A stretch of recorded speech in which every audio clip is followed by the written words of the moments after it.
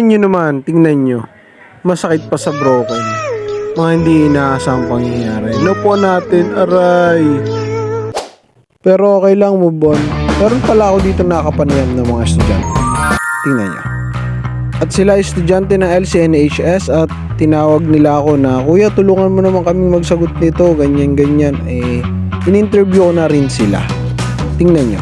Ano pinagdadaanan nyo ngayon during estudyante ngayon? Estudyante ng mga millennials, ganyan. Ay, density.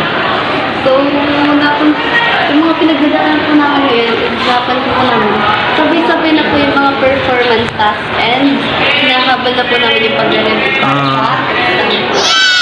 Okay. Ikaw naman, pangalan mo nga? Ha? Si Ayesha, medyo nahihiya siya. Pero konting opinion lang. Bilang estudyante ngayong panahon ng mga millennials.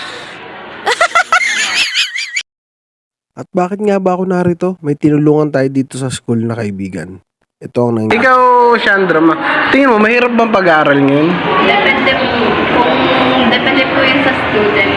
Kasi mag-aaral ng student. Ako kasi, kwento ko lang short clip. Ako kasi, hindi ako mahilig mag-aral. Tamad ako nung mag-aral. Tsaka ibang panahon, nung panahon namin.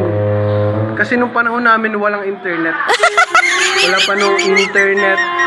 Ano lang siya, puro text lang. Kaya ang ginagawa namin noon is talagang more on sulat, documents. Nagpupunta pa nga kaming library. Wow! Library pa ba kayo?